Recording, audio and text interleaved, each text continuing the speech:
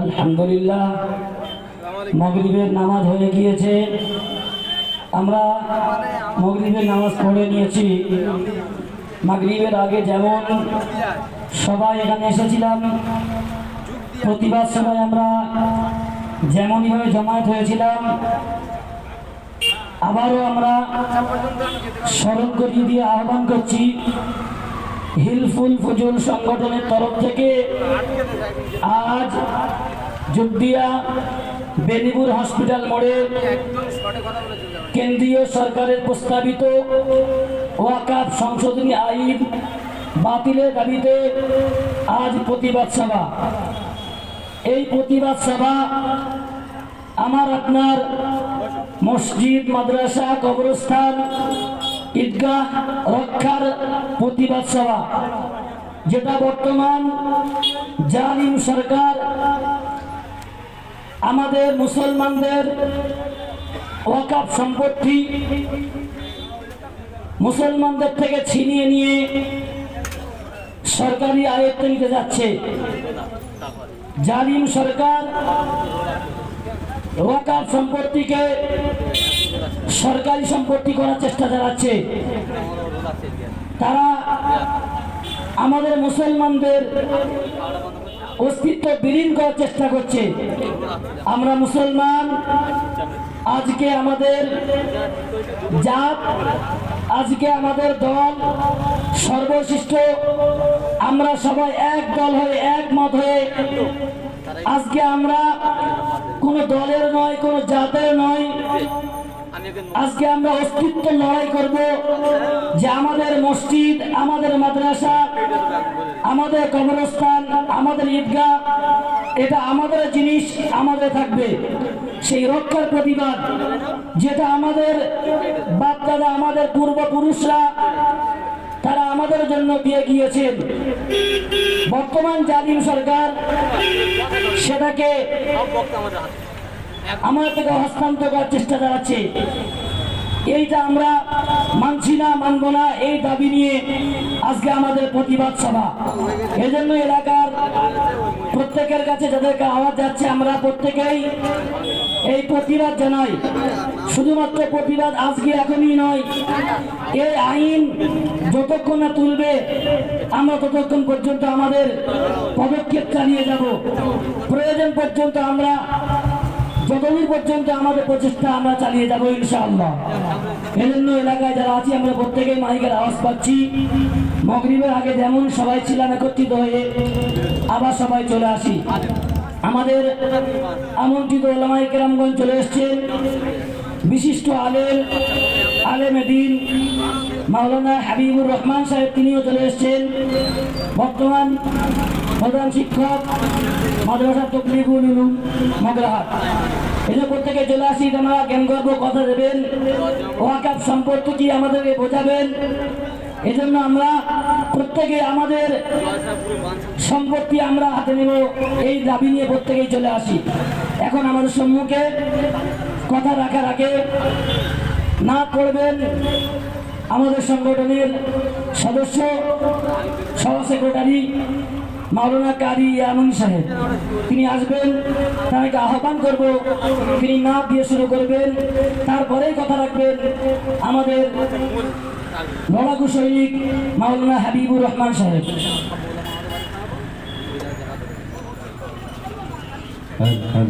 আসসালামু আলাইকুম।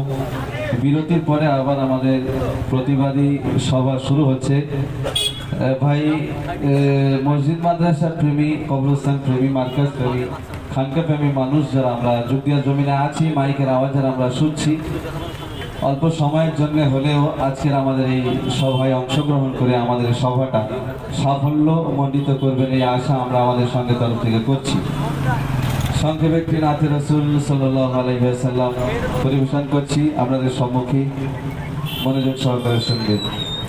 কেমনে গাহি তোমার গুণগান, কেমনে গাহি তোমার গুণগান, তোমার নূরেতে আলো তো জাহান, তোমার নূরেতে আলো তো জাহান।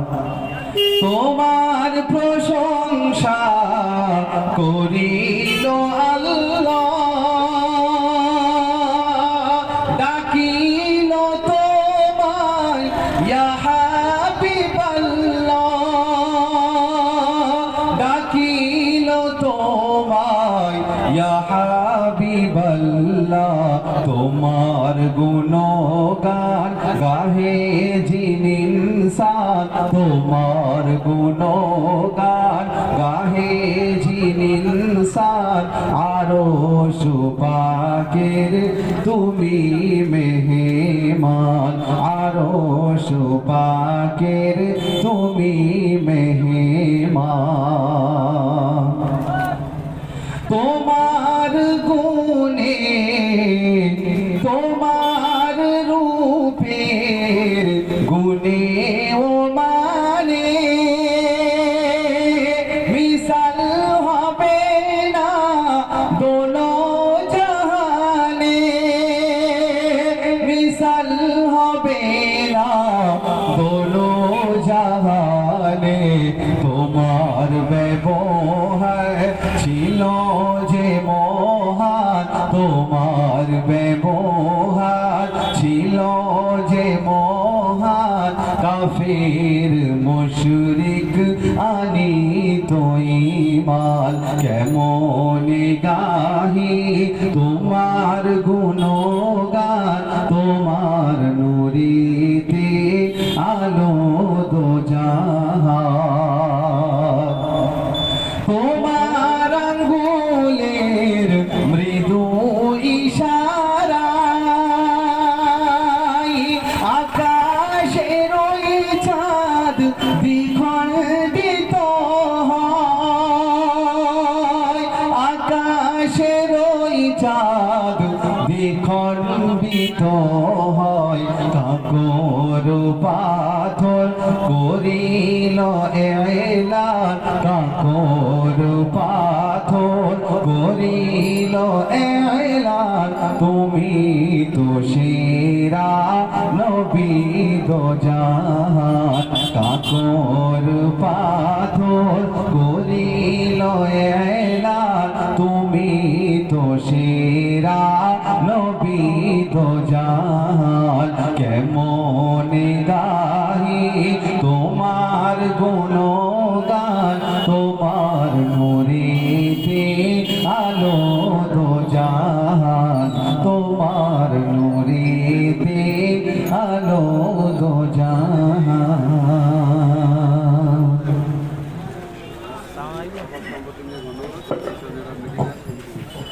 আলহামদুলিল্লাহ, মাশাআল্লাহ, সুন্দর নাচ শুনলাম বিশ্ব নবীর শানে। এখন আমাদের প্রতিবাদ সভা ওয়াকাফ সম্পত্তি নিয়ে কথা রাখবেন বিশিষ্ট আলেম, লড়াকু সৈনিক জনাব হযরত মাওলানা হাবিবুর রহমান সাহেব, প্রধান শিক্ষক তবলিগুল মাদ্রাসা মগরাহাট।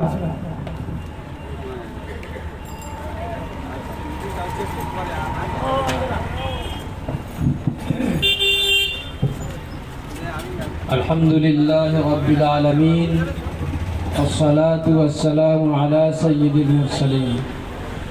قال الله تبارك وتعالى في كلامه المجيد: أعوذ بالله من الشيطان الرجيم، بسم الله الرحمن الرحيم.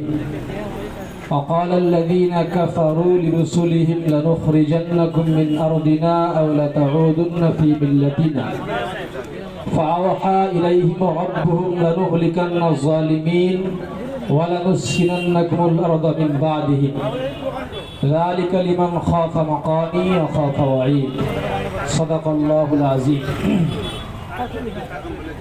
সময় স্বল্পতার প্রতি লক্ষ্য রেখে শ্রেণীগতভাবে প্রত্যেককে আন্তরিক শুভেচ্ছা অভিনন্দন ও ভক্তি ভালোবাসা জানিয়ে মাত্র 2-3টি কথা।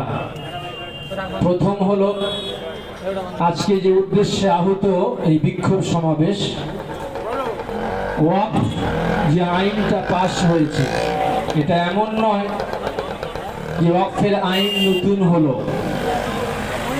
1995-এ ওয়াকফ সম্পত্তি সম্পর্কে যে আইন ছিল, বর্তমানে যে আইন নিয়ে আসা হয়েছে এটা সেই আইনের বিরুদ্ধে সংবিধান বিরোধী কিছু সংশোধনী নিয়ে এসে এটাকে নতুন আইনে পরিণত করা হয়েছে। কি সংশোধনী নিয়ে আসা হয়েছে, ছিল কি, এটা তো আর 2-1টা সংশোধনী নয়।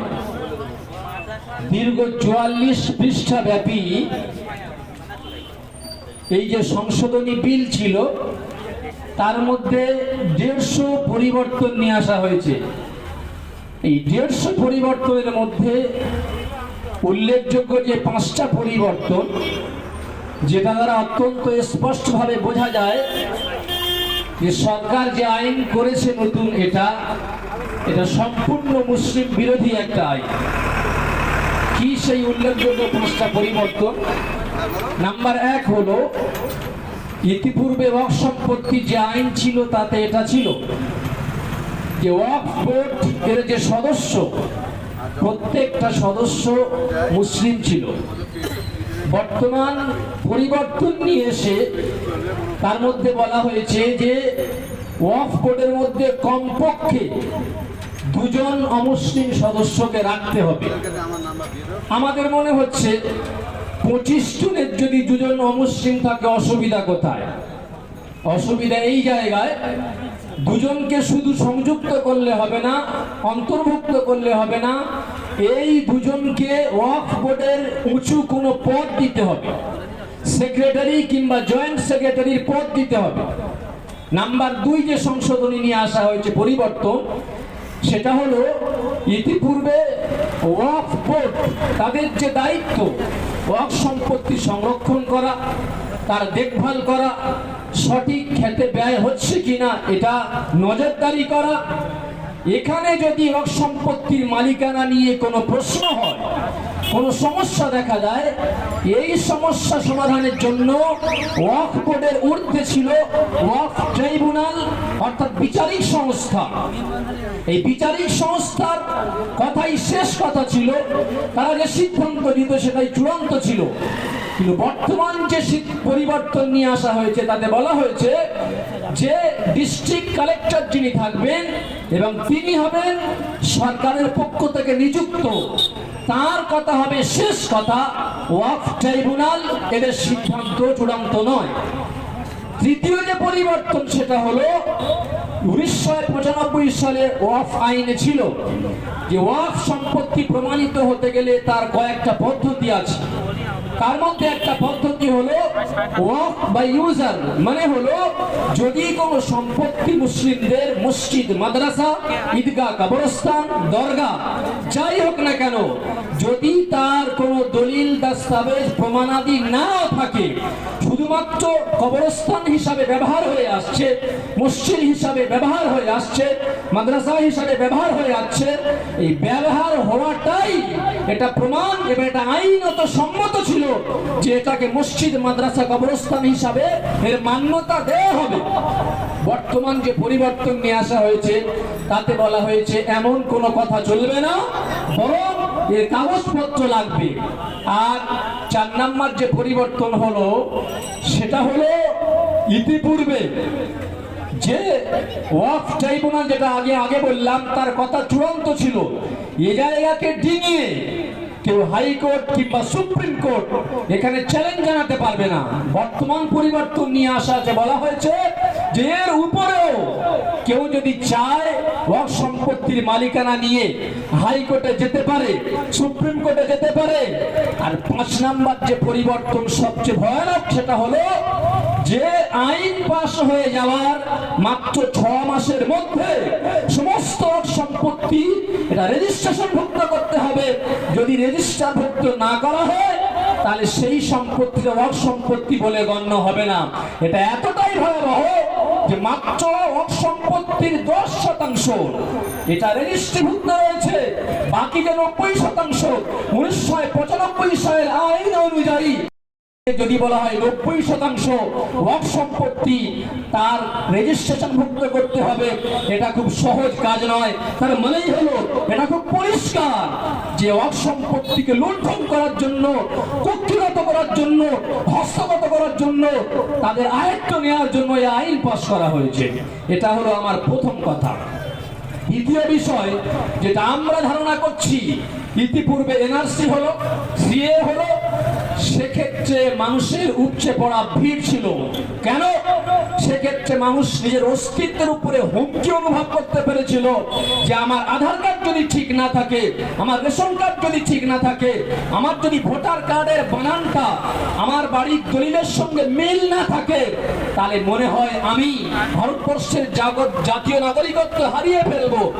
এই ভয়ে যেখানে এনআরসি বিরোধী আন্দোলন হয়েছে আমরা উপচে পড়া ভিড় সেখানে দেখিয়েছি।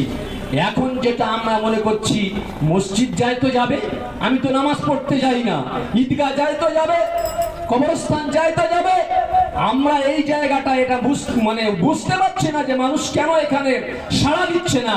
মনে রাখবেন, আমার আপনার হাতে যে আধার কার্ড আছে, যে রেশন কার্ড আছে, যে ভোটার কার্ড আছে, আপনি হয়তো অনেক কষ্ট করে কাউকে ঘুষ দিয়ে, টাকা খরচ করে, জুমার নামাজ ছেড়ে দিয়ে লাইনে দাঁড়িয়ে, রাত্রেবেলায় গিয়ে লাইনে দাঁড়িয়ে আপনার বানানগুলো ঠিক করে নিয়েছেন। মনে রাখবেন, আপনার আধার কার্ড, আপনার রেশন কার্ড, আপনার ভোটার কার্ড, এই বানানগুলো আবার ভুল প্রমাণিত করা এটা খুব কয়েক সেকেন্ডের কাজ। তাদের হাতে অনলাইন রয়েছে, তাদের হাতে কম্পিউটার রয়েছে। অতএব আমার আপনার যে নথিপত্রগুলো অনলাইনে রয়েছে, তারা চাইলে সেখান থেকে সবগুলো ভুল করে দিতে পারে। ভারতবর্ষের মুখে বাবরি মসজিদের পক্ষে সমস্ত দলিল প্রমাণ ছিল, তারপরেও ভারতবর্ষের সর্বোচ্চ আদালত সুপ্রিম কোর্ট পুরোপুরি একটা অন্ধবিশ্বাসের ভিত্তিতে, একটা ধর্মীয় আস্থার ভিত্তিতে বাবরি মসজিদের জায়গায় মন্দির নির্মাণের সিদ্ধান্ত দিল, আর সমস্ত দলিল প্রমাণগুলো আমাদেরকে জ্বালিয়ে ঝাল পুড়িয়ে পান্তা খেতে বলল। অতএব মুসলমান, আমার আপনার হাতে যদি আধার কার্ড নাও থাকে, রেশন কার্ড নাও থাকে, এ মসজিদ মাথা উঁচু করে দাঁড়িয়ে আছে, মানে হলো প্রমাণ বহন করছে মুসলমান ভারতবর্ষে আছে, ছিল। যদি কবরস্থান তার অস্তিত্ব দিয়ে প্রমাণ করছে এখানে যুগ যুগ ধরে, হাজার বছর ধরে মুসলমানের অবস্থান ছিল। অতএব আমাদের যে সমস্ত জাতীয় নাগরিকত্বের প্রমাণের কার্ডগুলো রয়েছে, এর তুলনায় অধিক শক্তিশালী প্রমাণ হলো আমার আপনার এই ধর্মীয় প্রতিষ্ঠানগুলো, ধর্মীয় সম্পত্তিগুলো। যদি আমি আপনি এদিকে গুরুত্ব না দিই, মনে রাখবেন এটা আমার আপনার শুধু জায়গার উপর হস্তক্ষেপ নয়, আমার আপনার অস্তিত্বের উপরে। ভারতবর্ষের স্বাধীনতার পর থেকে নিয়ে এ পর্যন্ত মুসলমানদের ঈমান অস্তিত্বের বিরুদ্ধে যত হুমকি এসেছে, তার মধ্যে সবচাইতে মারাত্মক এবং সবচাইতে ভয়ানক বর্তমান যে বিলটা পাশ করে আইনে পরিণত করা হয়েছে, এখানে যদি আমরা রুখে না দাঁড়াই, মনে রাখবেন আগামী দিনে তাদের সামনে আর কোনো বাধা নেই, তারা এটা বলতে দ্বিধাবোধ করবে না। পরবর্তী বিল আসছে, সমস্ত অভিন্ন দেওয়ানি বিধি, মানে এক দেশ এক আইন। মুসলমান তোমাদের ধর্মীয় স্বাধীনতা থাকবে না, স্বকীয়তা থাকবে না, ধর্মীয় ঐতিহাসিক ঐতিহ্য থাকবে না।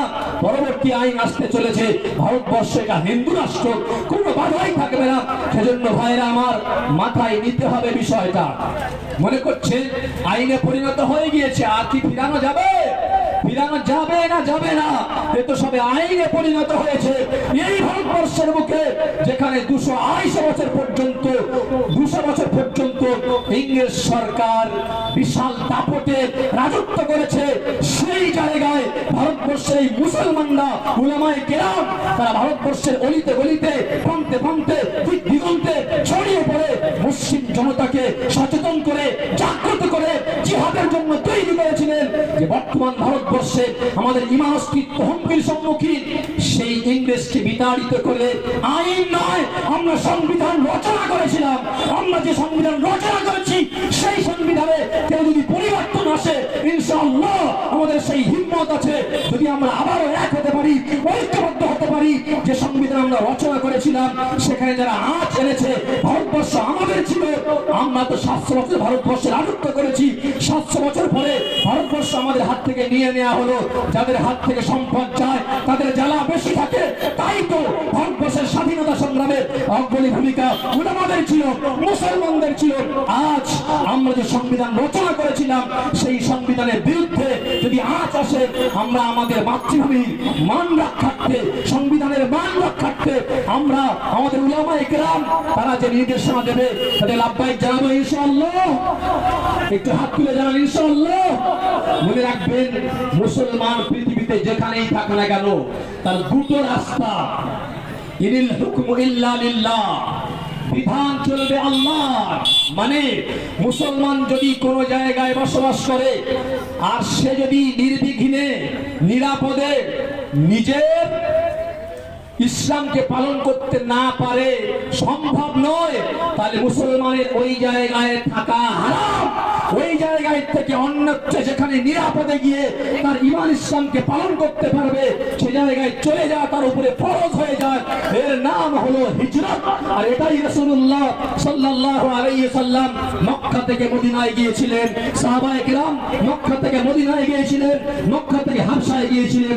দ্বিতীয় পথ, যদি মুসলমান তোমার ঈমানের উপরে আঘাত আসে, শক্তি সামর্থ্য যদি থাকে, তাহলে সংগ্রাম করে তোমার ইসলাম ঈমানকে টিকিয়ে রাখার জন্য জীবনের শেষ রক্তবিন্দু পর্যন্ত বেড়ে দিতে হবে।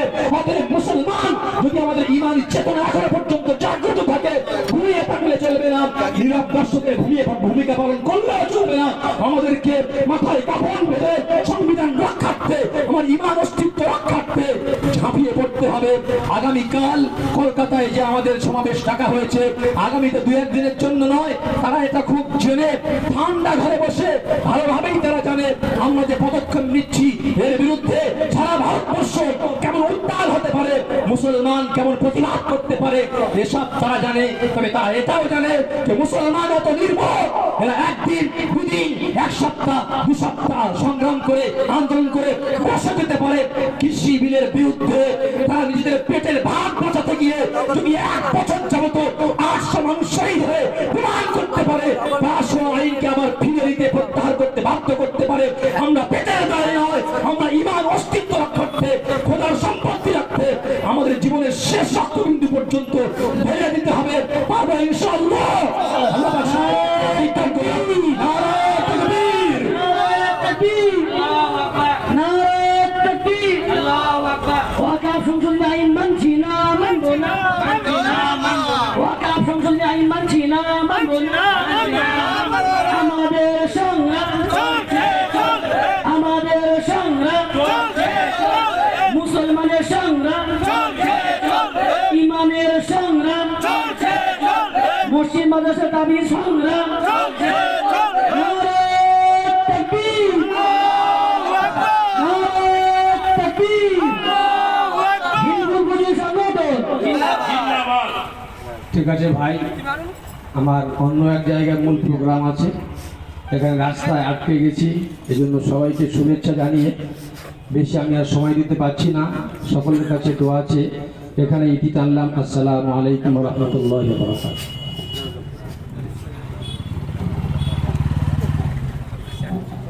আমাদের স্বনামধন্য শিক্ষক মাওলানা সাহেবের মুখ থেকে শুনলেন আপনারা বর্তমান পরিস্থিতি আমাদের কেমন আর আগামীতে কেমন হতে চলেছে।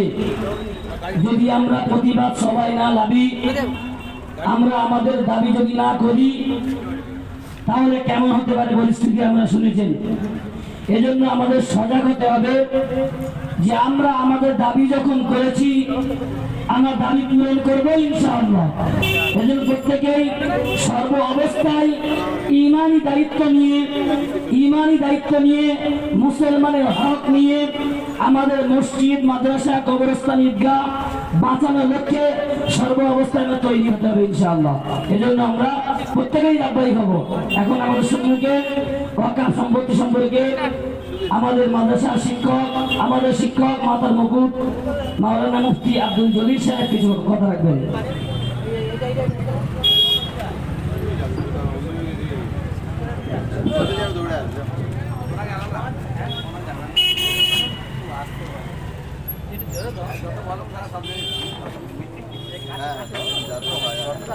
আসসালামু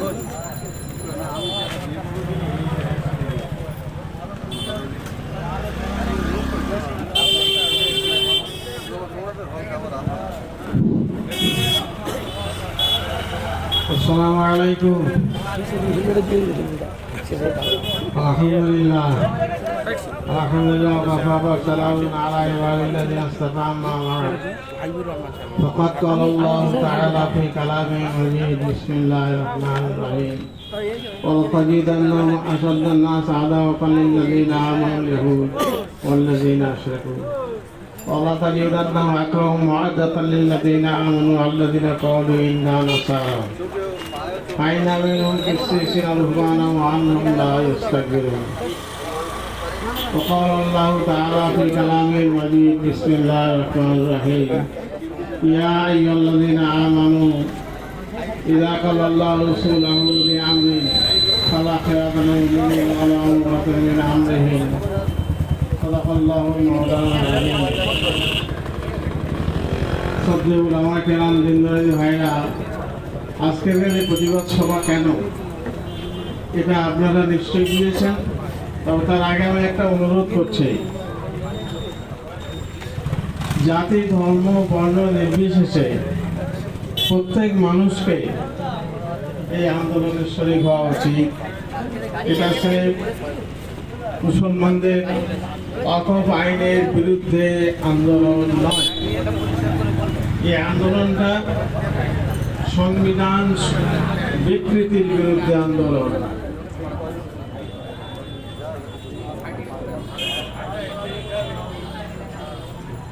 সংবিধান বিকৃতি করার মানে আন্দোলন। আপনারা জানেন, খবর রাখেন, আপনাদের সামনে আর বেশি বয়ান করার মনে হয় দরকার নেই, তবে আপনাদের স্মরণ করার জন্য বলছি। 1947 সালে দেশ স্বাধীন হওয়ার পরে যে সংবিধান রচনা হয়েছিল, সেই সংবিধান যারা রচনা করেছিলেন তাদের মধ্যে হিন্দু ছিল, মুসলিম ছিল, এবং সেই সংবিধানের উপর আজ ভারতবর্ষ চলছিল। আজ থেকে 11 বছর 12 বছর আগে কেন্দ্রের শাসক পরিবর্তন হয়। কেন্দ্রের শাসক পরিবর্তন হলো, এলো বিজেপি সরকার। প্রথম এবং দ্বিতীয় টার্মে বিজেপি তো পূর্ণ সংখ্যাগরিষ্ঠ নিয়ে এসেছিল, কিন্তু এই 24-এর ইলেকশনে বিজেপি পূর্ণ সংখ্যাগরিষ্ঠতা পায়নি। এর দুটো মজবুত পা হচ্ছে কে নীতিশ কুমার আর মানে বিহারে আর চন্দ্রবাবু নাইডু। এরাই হচ্ছে কি এদের উপর ঘাড়ে ভর দিয়ে আজ বিজেপি সরকার আছে। এই বিজেপি সরকার আসার পর থেকে নিয়ে দেশের যত আইন আছে, যা কর্মসূচি বিজেপিরা নিয়েছিল, সেই কর্মসূচির উপর বিজেপি আজ দাঁড়িয়ে নেই। এই ভারতবর্ষের বেকারত্ব নিয়ে তাদের কোনো বক্তব্য নেই, ভারতবর্ষের চাকরি নিয়ে কোনো বক্তব্য নেই, ভারতবর্ষের মহঙ্গাই নিয়ে কোনো বক্তব্য নেই। তাদের একটি মাত্র বক্তব্য যে মুসলমানদের বিরুদ্ধে আইন পাস করো। একের পর এক যেখান থেকে ক্ষমতায় আছে আজ পর্যন্ত অন্তত 5টা বিল পাস করেছে মুসলমানদের বিরুদ্ধে। চাকরি বাকরি পাবার নিয়ে এদের কোনো কথা নেই, মানে কি বলে বেকারত্ব নিয়ে এদের কোনো কথা নেই, মহঙ্গাই নিয়ে এদের কোনো কথা নেই। এদের মূল উদ্দেশ্য হচ্ছে মুসলমানদের বিরুদ্ধে বিল পাস করো এবং মুসলমানদের অস্তিত্বকে বিনষ্ট করে দাও, মুসলমানদের অস্তিত্বকে শেষ করে দাও। এদের একটাই কর্মসূচি আছে, 3 তালাক বিরোধী আইন আনা হলো। বলা হলো কি যে 3 তালাক আইন মুসলমান মেয়েদের নাকি বিধবা বানিয়ে দেয়, ভিখারি বানিয়ে দেয়, তারা ভিক্ষা করে বেড়ায়। সুতরাং 3 তালাক আইন এনে সেই সমস্ত মুসলিম মায়েদের মেয়েদের উপকার করছে। আচ্ছা বলতে পারেন এই সারা ভারতবর্ষে মানে 543টা যে এমপি আছে, এই 543টা এমপির মধ্যে কোনো একজন মুসলিম মহিলা এমপি আছে? কোনো একজন মুসলিম মহিলা এমপি আছে কি? নেই। এই 543টা এমপির মধ্যে কোনো একজন মুসলিম মানে পুরুষ এমপি আছে কি? নেই। এই 543টা এমপির মধ্যে মানে কোনো একজন মুসলিম এমপি কেন্দ্রের মন্ত্রী হয়ে আছে কি? নেই। মুসলমানদের উপরে এত দরদ কিসে? এত দরদ কিসে? প্রতিদিন বিধবা মুসলিম মহিলারা তোমার বাড়িতে বিক্রি করতে যায়, তোমার বাড়িতে মানে বিরক্ত করতে চায়? যায় না। তবু তোমরা সংখ্যা গরিষ্ঠতার জেরে আজ 3 তালাক অবৈধ বিল পাশ করে দিলে। ঠিক তেমনি মানে তোমরা সংখ্যা গরিষ্ঠতার জেরে আজ ওয়াকফ বিল পাশ করিয়ে দিলে। এই ওয়াকফটা কি এই সম্পর্কে একটু দেখে জানা প্রয়োজন।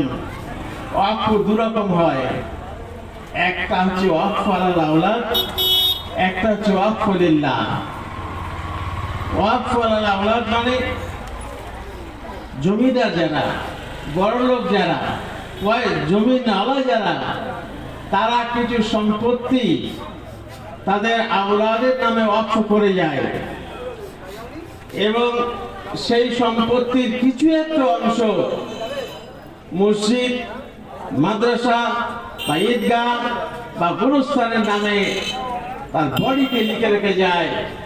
এই সম্পত্তিটা বিক্রি এবং হস্তান্তর করা যায় না। এটা আওলাদরা খায়, আওলাদরা ব্যবহার করে এবং যত টাকা বডিতে বলা আছে তত টাকাই তারা ব্যয় করে মসজিদ, মাদ্রাসা বা এই ধরনের ইসলামিক কোনো জায়গায় ব্যবহার করে। এখন আইন, এই আইনের উপর, এই সম্পত্তির উপর আইন নাকি ওয়াকফ লিল্লাহর উপর আইন? ওয়াকফ আলাল আওলাদ এমন একটা ওয়াকফ, এর উপর কোনো আইন তোমাদের খাটবে না। এবার হইল ওয়াকফ লিল্লাহ, যে সম্পত্তি স্রেফ আল্লাহর উদ্দেশ্যে ওয়াকফ করা হয়েছে, যে সম্পত্তির উপর পাবলিকের কোনো অধিকার নেই, ওয়াকফের কোনো অধিকার নেই, যে সম্পত্তি সম্পূর্ণ আল্লাহর রাস্তায় ব্যয় করা হবে তাকে বলা হয় ওয়াকফ লিল্লাহ। যে সমস্ত সম্পত্তিগুলো আজকের মসজিদ, মাদ্রাসা, ঈদগাহ বা কবরস্থানের নামে ওয়াকফ করা আছে এগুলো হচ্ছে ওয়াকফ লিল্লাহ। আজ তোমার আইন হচ্ছে কি এই ওয়াকফের বিরুদ্ধে, তোমার আইন হচ্ছে এই ওয়াকফের বিরুদ্ধে। একটু আগে আমরা শুনেছি যে ওয়াকফ আইনের যে 5টা ধারা ইসলাম বিরুদ্ধে আনা হয়েছে, সেই 5টা ধারা কি? একটা হচ্ছে কি এর মানে ওয়াকফ বোর্ড যে ছিল, এই ওয়াকফ বোর্ডের কার্যকারিতাকে একেবারে সমাপ্ত করে দেওয়া হলো। এই ওয়াকফ বোর্ডের যে বোর্ডটাকে স্বাধীনতার আগে থেকে একটা মানে স্বাধীন একটা মানে সংগঠন ছিল, যে সংগঠনের উপর হস্তক্ষেপ করার অধিকার কোনো সরকারের ছিল না। তো আজ সেই সাম্রাজ্যটাকে বিলীন করে দেওয়া হলো এবং তার মধ্যে আনা হলো 2জনে হিন্দু, 2জন অমুসলিম সদস্য রাখতে হবে, যে অমুসলিম সদস্যরা তাদের কথা শেষ কথা হিসেবে গণ্য করা হবে। আজ বলুন, আপনার মসজিদের যে কমিটি আছে, সেই কমিটির মধ্যে কোনো বিজেপি যদি ঢোকে, সেই কমিটির মধ্যে কোনো বিজেপি সদস্য যদি ঢোকে, তাহলে তুমি যদি বলো যে মসজিদটাকে বাড়াবো, তারা মেনে নেবে? তুমি যদি বলো মসজিদটাকে রিপেয়ার করবো, তারা কি মেনে নেবে? যদি মানে কবরস্থান কমিটির মধ্যে যদি কোন দুজন মানে মুসলিম বিরোধী সংগঠনের মানুষ দুজন যদি ঢোকে, আপনার বাড়িতে যদি একটা মাইয়েত হয়ে যায়, আপনি কবর নিয়ে ব্যস্ত থাকবেন, আপনাকে আগে অনুমতি আনতে হবে ওই বিজেপির কাছ থেকে যে ওখানে আমি কবর দিতে পারবো কিনা। সেই বিজেপি যদি লিখে দেয় হ্যাঁ পারবেন, তবে আপনি কবর দিতে পারবেন, আর নচেত আপনার ওই লাশ বহন করে বেড়াতে হবে। যে আমরা গোয়ায় দেখেছি, এই কয়েক মাস আগে গোয়ায় একজন মানুষের মৃত্যু হয়ে যাওয়ার পরে তার কবরস্থানে দাফন হতে পারেনি, দিতে দেয়নি, এবং সেই কেস সুপ্রিম কোর্ট পর্যন্ত গেল। সুপ্রিম কোর্টের ফয়সালার পরে তারপর সেই লাশ দফন হলো, অন্তত 2 মাস সময় দিয়েছে। তো ভাই, আজকে যদি ওয়াকফ আইন যদি পাস মানে লাগু হয়, তাই সব থেকে বিপদে পড়বে এই মুসলমান, এই গরিব গোবরা মুসলমান, যাদের মানে দফন করার জায়গা নেই, যাদের দাফন করার মানে কোনো জায়গা নেই, তারা আজ বিপদে পড়ে যাবে।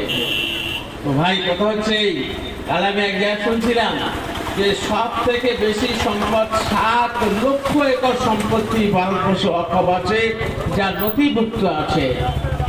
যে সমস্ত আইন মানে সম্পত্তি ওয়াকফ করা হয়েছে, ওয়াকফ নথিভুক্ত করা হয়নি, 6 মাসের মধ্যে যদি নথিভুক্ত না করা হয়, তাহলে সেই সম্পত্তিটা সরকারি সম্পত্তি হিসেবে গণ্য করা হবে। চিন্তা করুন, আজ লক্ষ লক্ষ সম্পত্তি এরকম আছে যেগুলো আজ ওয়াকফ বোর্ডে নথিভুক্ত হয়ে নেই। তাহলে সেই সমস্ত সম্পত্তিগুলো সরকার সব কবজা করে নেবে, সরকারি সম্পত্তি হিসেবে গণ্য হয়ে যাবে, আর বিপদে পড়ে যাব আমি এবং আপনি, গরিব গোবরা মুসলমান। আপনারা বলছেন ও মানে বিজেপি যুক্তি দেখাচ্ছে যে ওয়াকফ সম্পত্তির উপর মানে গরিব মুসলমানদের কোনো ভাগ দেওয়া হয় না, গরিব মুসলমানের কোনো অংশ পায় না, গরিব মুসলমানদের উপর দরদ এত বড় ফেটে পড়লো বিজেপি সরকারের, যে সরকার মানে ওয়াকফ বিরুদ্ধে আইন আনতে বাধ্য হলো। আমি ওই সরকারকে বলি, আপনারা বলুন, আপনারা কটা গরিব মুসলমানকে তো মানে উপকার করেছেন? শত শত মুসলমান যুবককে রাস্তায় ফেলে মেরে ফেলেছেন। আপনার মতো প্রধানমন্ত্রী এমন নিশ্চুপ ছিল, এমন মৌন ছিল, তার বিরুদ্ধে একটা কথা বলেননি, তার বিরুদ্ধে একটাও কথা বলেননি। তো তাহলে এত গরিবের উপর দরদ কেন পড়লো তোমার? এত গরিবের উপর দরদ কেন এলো? কিভাবে এলো?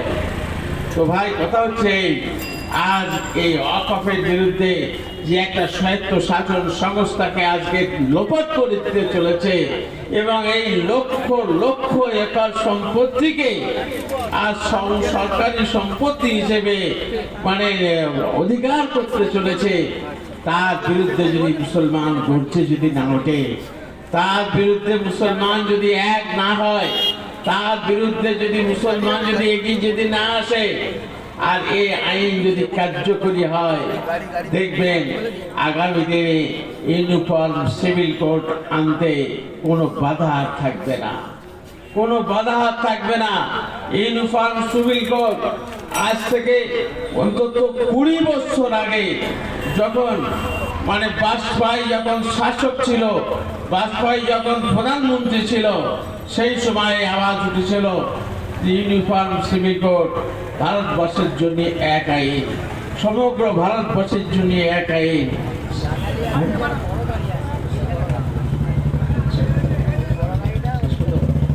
তো যাই হোক, কথা হচ্ছে এই যে মানে আমি আর বেশি বক্তব্য রাখছি না, আমি তো শেষ করে দিচ্ছি।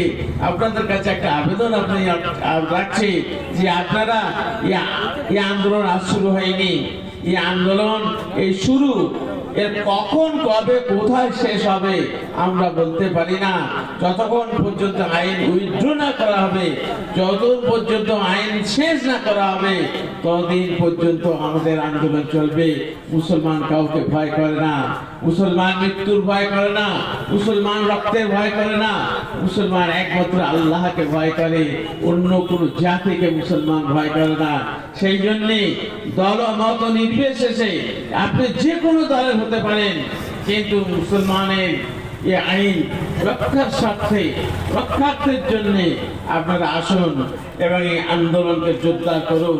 আপনার আওয়াজ দিল্লি পর্যন্ত পৌঁছে দিন।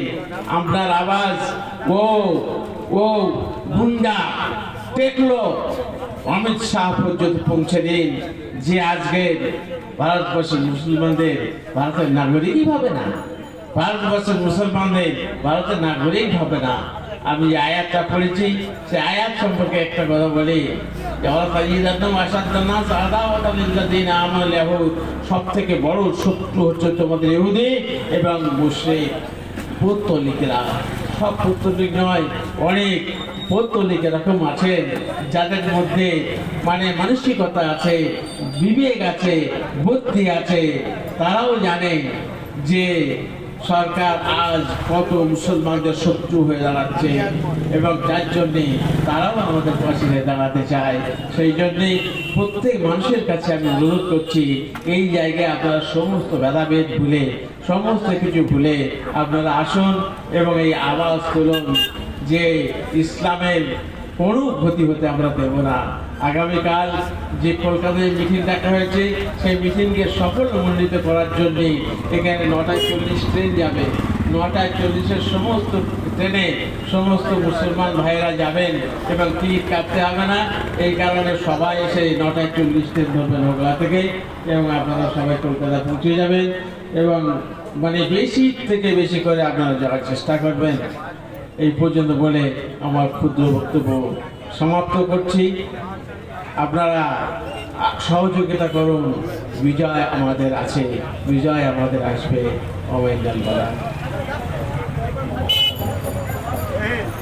এই লোকটা খুব গুলোতে মাশাআল্লাহ, আলহামদুলিল্লাহ, আমাদের হুজুর কথা রাখলেন, আমরা শুনলাম। হুজুরের জ্ঞান গর্ব কথা বলতে দিলে আমাদের রাত পার হয়ে যাবে, সনাশিস হবে না। কিন্তু বেয়াদবি হুজুরকে মাপ চেয়ে নিই। আজকে বর্তমান পরিস্থিতি ও সময় আমাদের সংক্ষেপ, এজন্য আমাদের বাইরে থেকে অনেকে মেহমান এসছেন, তারা কথা বলবেন। এখন আমাদের সম্মুখে কথা বলবেন আইনজীবী জনাব সরফরাজ সাহেব। তার আগেই একটা আমাদের এই প্রতিবাদ সভা, যে আমরা ওয়াকফ সম্পত্তির আইন মানব না, মানছি না, মানব না, এই নিয়ে একটা তারা লিখেছেন কারি আমিন সাহেব, তিনি গাইবেন। তারপরে আমাদের আইনজীবী সরফরাজ সাহেব কথা রাখবেন।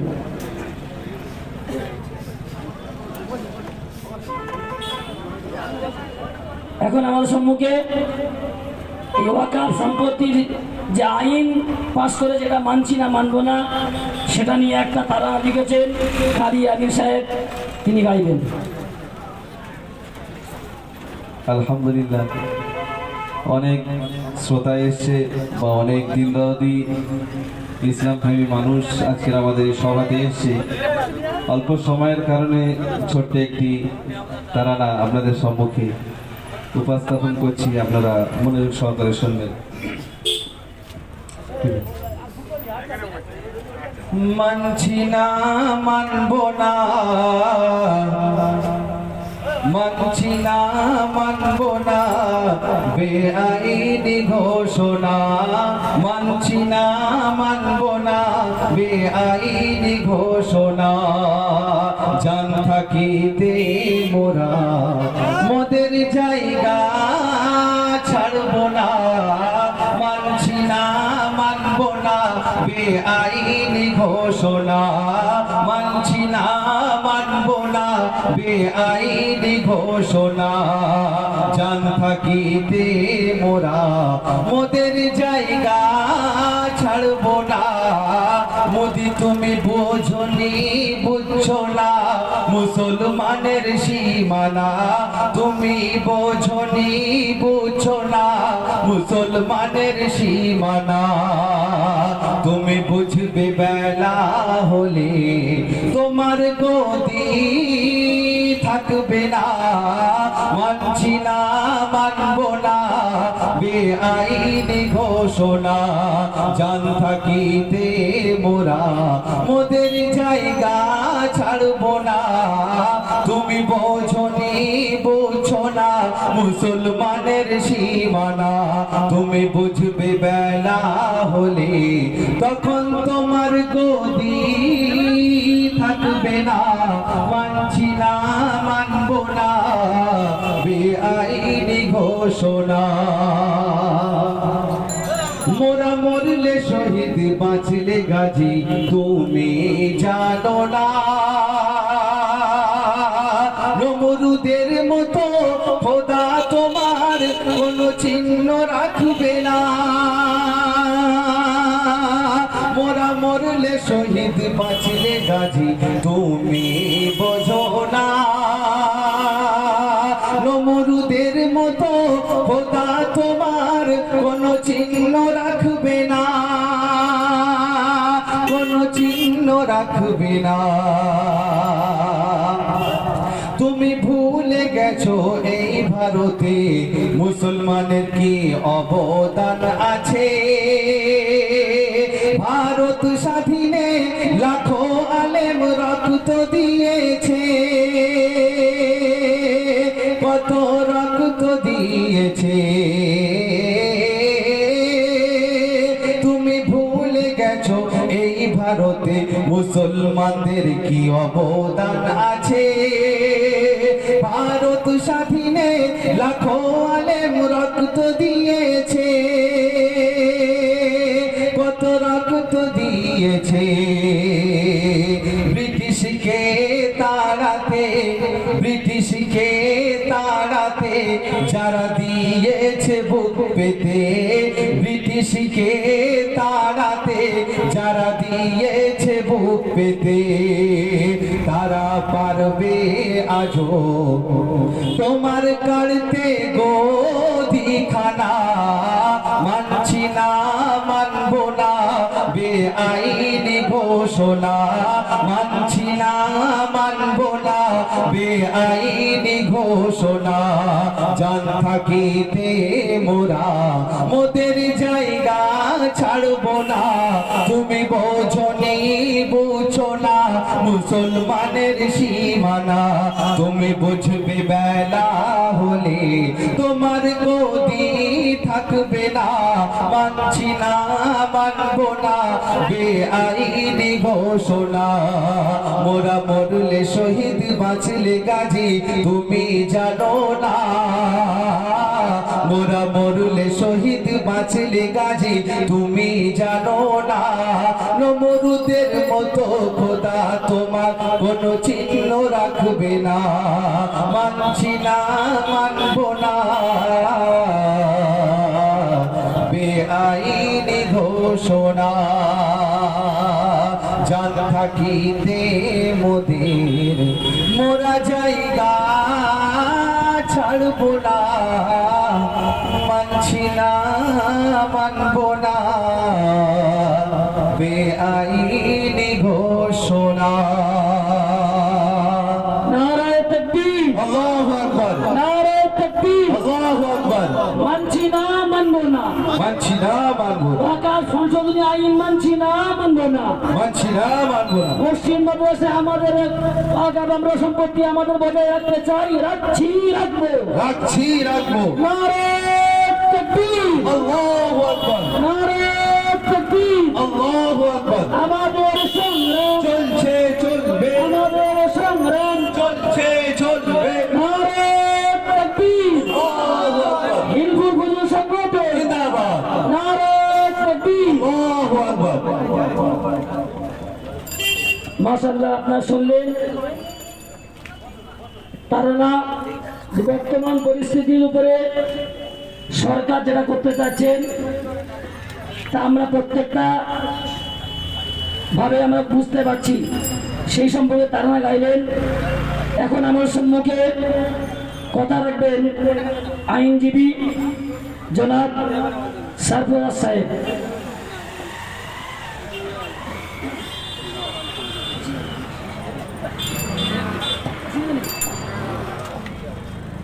আসসালামু আলাইকুম ওয়া রাহমাতুল্লাহি ওয়া বারাকাতুহু।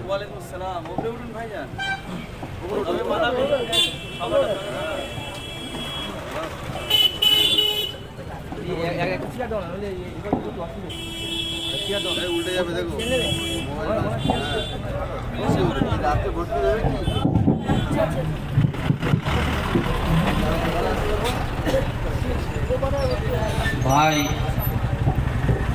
আমরা আজকে যোগদিয়া ডাক্তার হসপিটাল মোড়ে একত্রিত হয়েছি। যোগদিয়ার মানুষ তথা মগরাহাটের মানুষ আমরা অবগত আছি যে আমাদের কি কারণে আজকে একত্রিত হতে হলো। হঠাৎ করে কেন জমিয়তুল উলামায়ে হিন্দ থেকে শুরু করে হিলফুল ফুজুল সংগঠন কেন ডাক দিল যে আপনারা চলুন যোগদিয়া ডাক্তারখানায়, যোগদিয়া হসপিটাল মোড়ে কেন আমাদের আসতে হলো? তার আসার কারণটা আমাদের প্রায় সকলে কিছু না কিছু অবগত হয়েছি, পূর্ণাঙ্গভাবে অবগত না হলেও অল্প স্বল্প আমরা সকলেই জানি।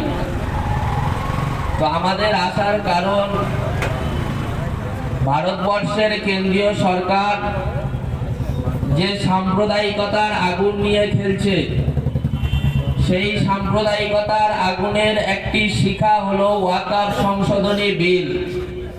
সেই ওয়াকফ সংশোধনী বিল সম্পর্কে বলতে গেলে আমাদের প্রথম জানতে হবে যে ওয়াকফ জিনিসটা কি, ওয়াকফ কাকে বলে, ওয়াকফ কি খায় না মাখে না মাথায় দেয় না কি করে?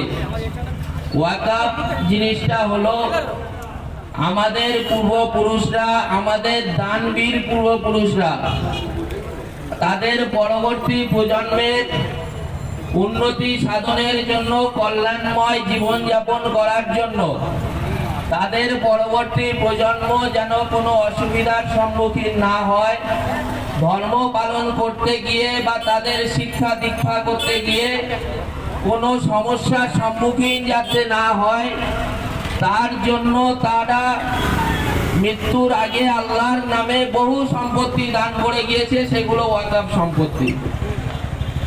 সেই ওয়াকফ সম্পত্তি কি কি আছে?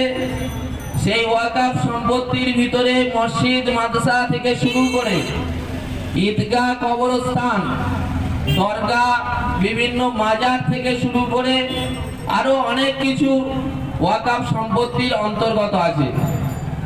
সেই ওয়াকফ সম্পত্তিগুলোকে ভারতবর্ষের কেন্দ্রীয় সরকারের কেন এত মুসলিম দরদি হতে হলো, যে এত দরদ হয়েছে যেরকম ভাত ফুটতে ফুটতে উঠলে গিয়ে চুলোটা নিভে যায়, সেই রকম ভারতবর্ষের সরকারের এত মুসলিমদের প্রতি প্রেম জেগেছে যে ভাত যাতে রান্না হচ্ছে সেই চুলোর ফ্যানটাকে উঠলে উঠলে সেই চুলোটাকে নিভিয়ে দেওয়ার জন্য প্রেম সৃষ্টি হয়েছে ভাই, তাছাড়া অন্য কিছু নয়।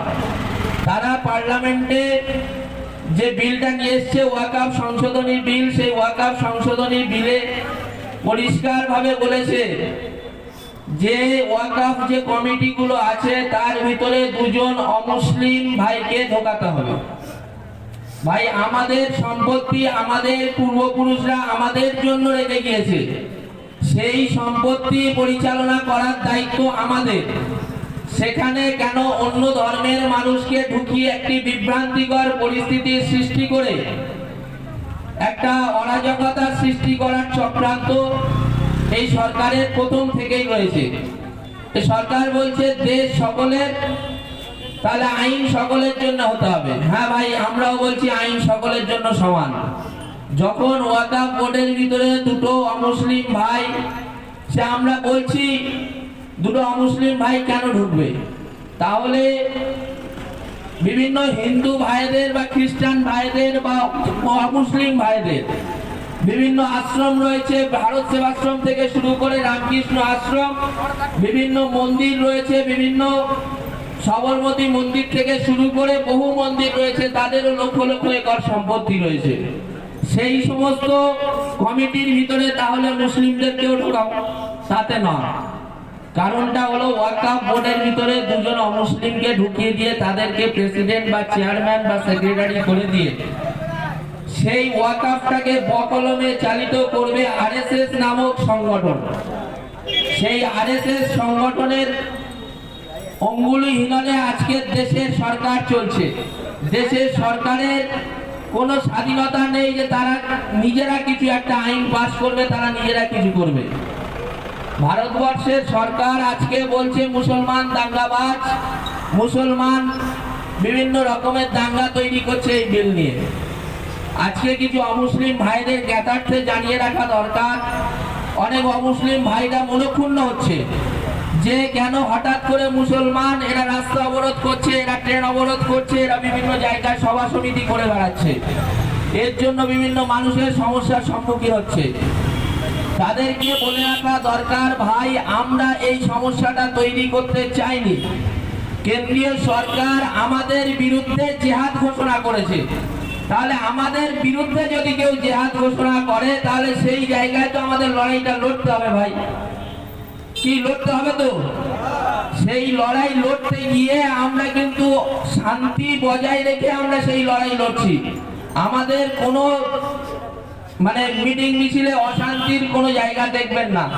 মুসলমান অনেক ধৈর্যশীল জাত, সেই ধৈর্যশীলতার পরিচয় দিয়েছে 2014 সালে এই বিজেপি সরকারের, বিজেপি দলের নেতৃত্বাধীন যে কেন্দ্রীয় সরকার চলছে, তারপর থেকে যে 3 তালাক আইন তৈরি করলো, সেই 3 তালাক আইন থেকে শুরু করে মুসলমান সেটা মেনে নিয়েছে মাথা পেতে, কিন্তু মন থেকে মেনে নেয়নি।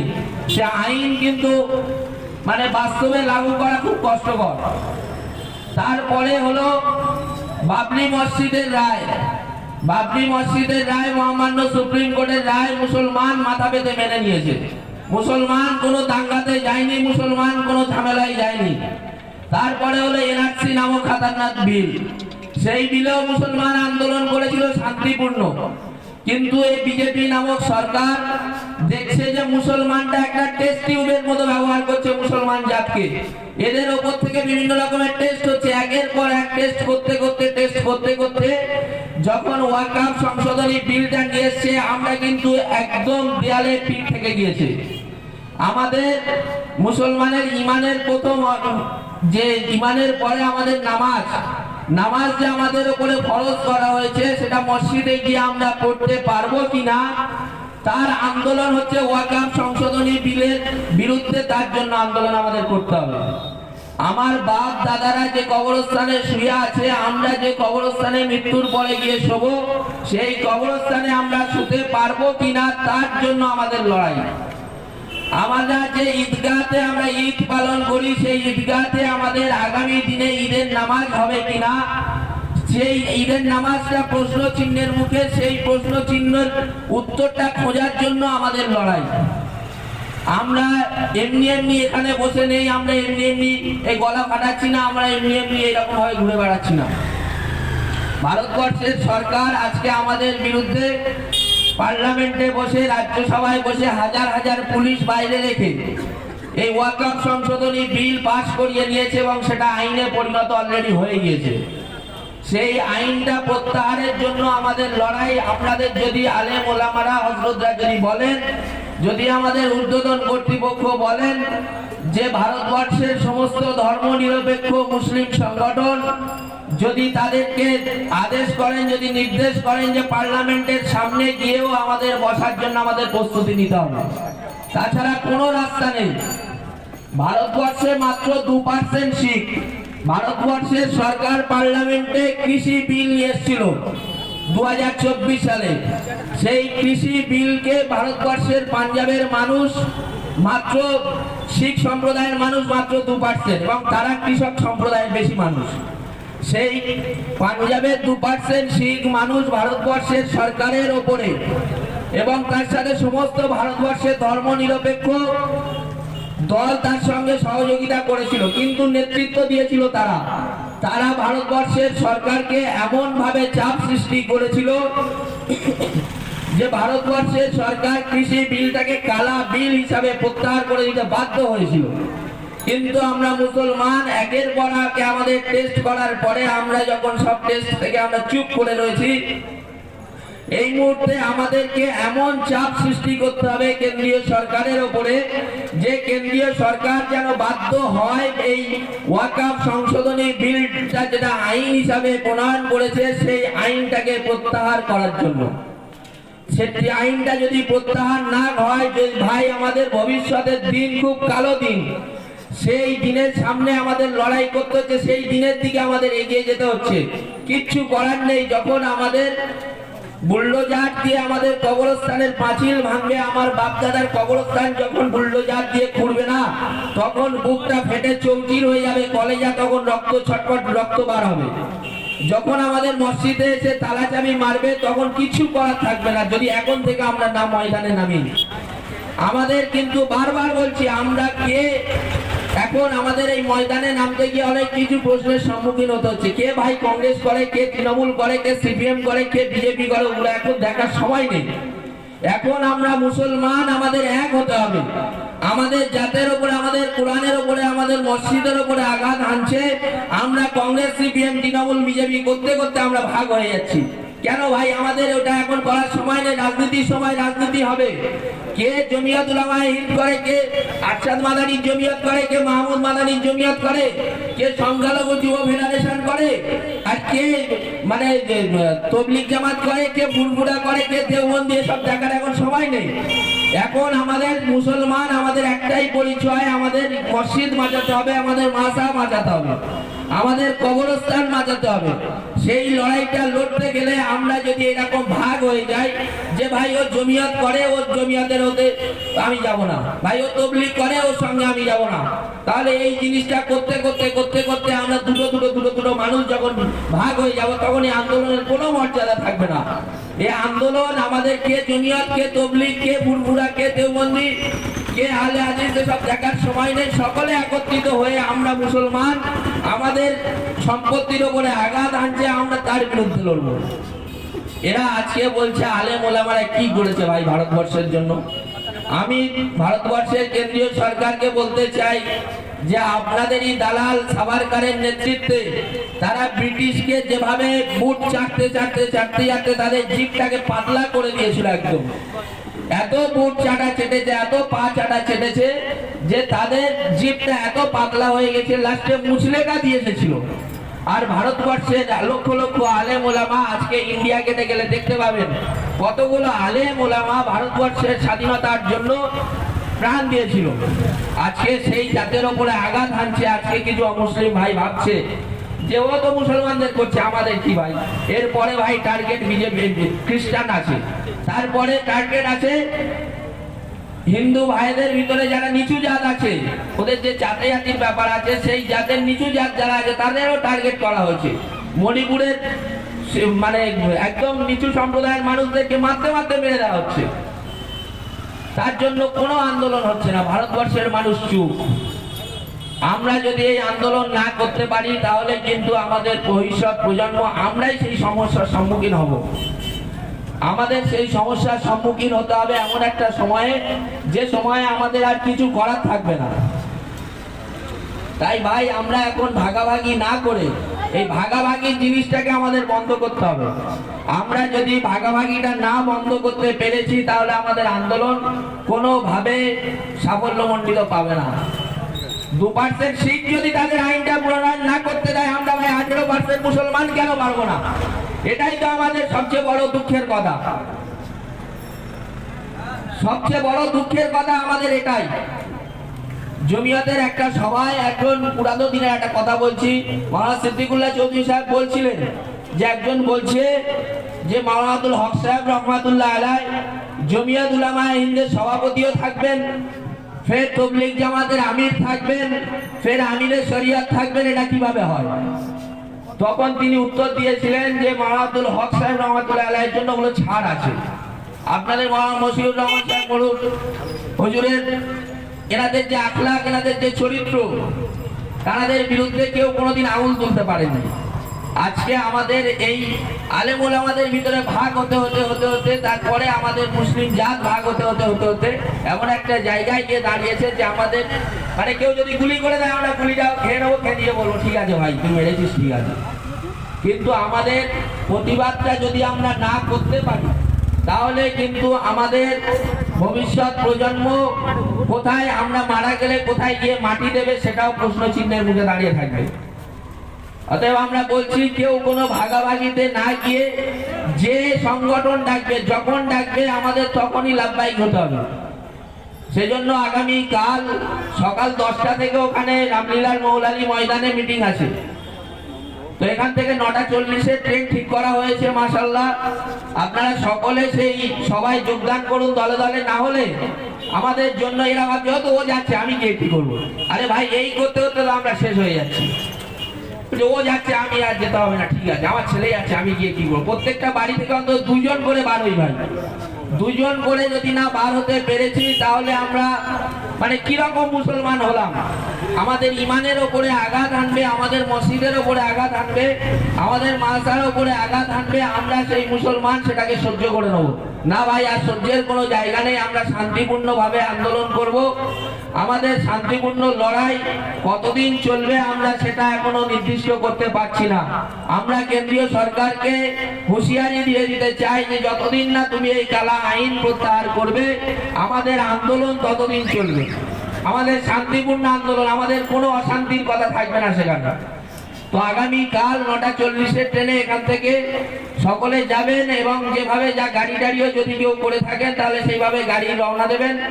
আমাদের জুবদিয়া অঞ্চলের নেতৃত্বরা যারা আছেন, মুফতি জাকারিয়া সাহেব থেকে শুরু করে আর যারা আছেন এনাদের সঙ্গে একটু কথা বলে নেবেন কিভাবে কোথা থেকে কোথায় যাওয়া হবে।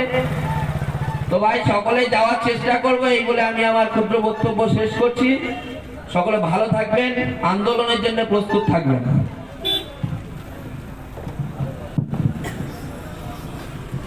মাশাআল্লাহ, আলহামদুলিল্লাহ। আইনজীবী সারফরাজ সাহেবকে তিনি কথা বললেন আমাদের ওয়াকফ সম্পত্তি নিয়ে। ওয়াকফ কি জিনিস এটা আমাদের বুঝতে হবে। এ সম্পর্কে আমাদের কথা বলবেন আমাদের মাথার মুকুট, আমাদের মাদ্রাসার শাইখুল হাদিস মাওলানা মুফতি আব্দুল কাদের সাহেব, তিনি আসবেন।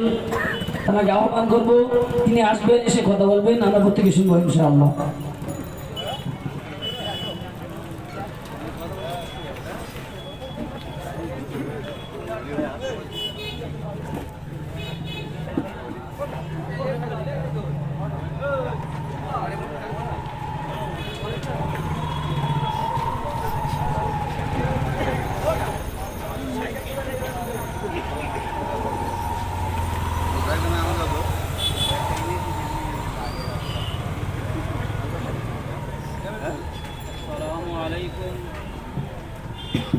السلام عليكم ورحمة الله وبركاته.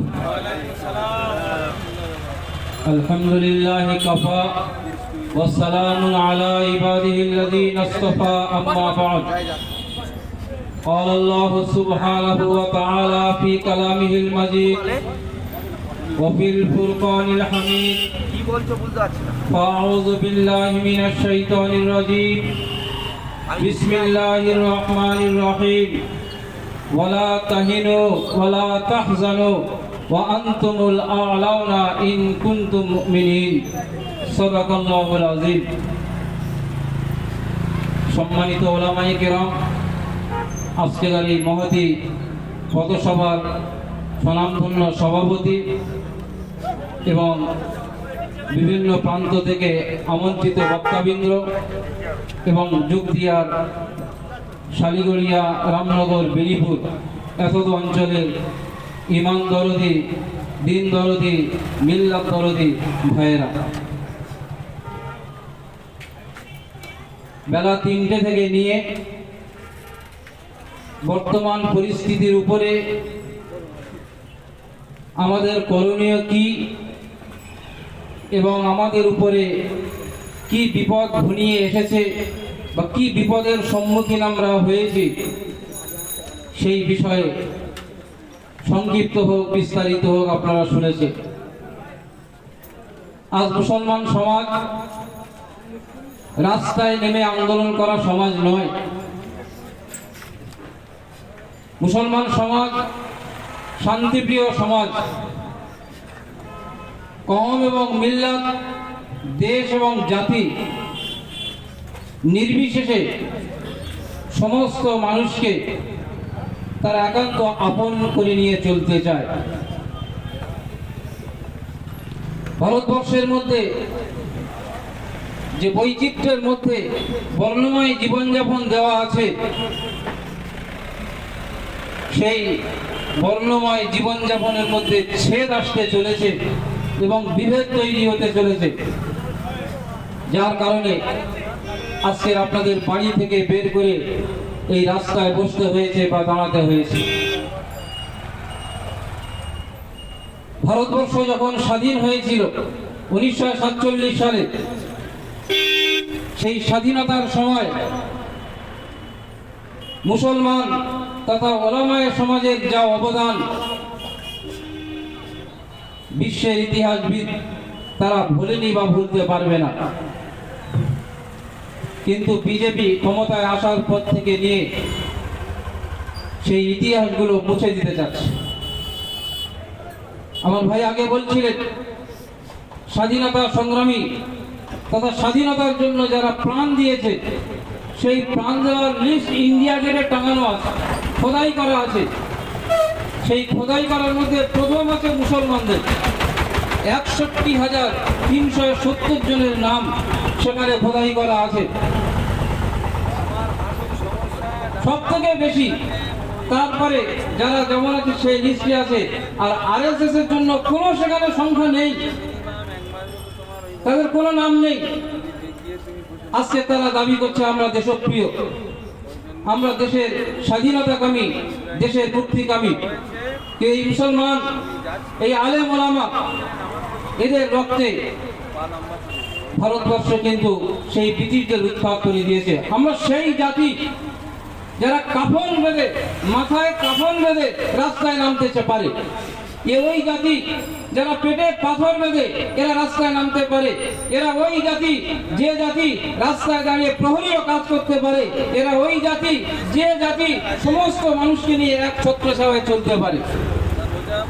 আজকে আমাদের সামনে সময় এসে চিড়ে এবং গুড় নিয়ে, পানির বোতল নিয়ে, মাথায় কাফন পরে ভারতবর্ষের ওই সমস্ত টার্নিং পয়েন্টগুলো অবরুদ্ধ করে দেওয়া, গণতান্ত্রিক পদ্ধতিতে এবং শান্তিপ্রিয়ভাবে আইনকে মান্যতা দিয়ে। আর যদি আমরা সেই জায়গায় পৌঁছাতে পারি, তাহলে আজকের আমরা যে দেওয়ালে পিঠ থেকে গিয়েছি, এর থেকে আমরা এগিয়ে যেতে পারবো। ভারত সরকার চাচ্ছে যে ভারতবর্ষ থেকে মুসলমানদের উৎখাত করে দিতে হবে।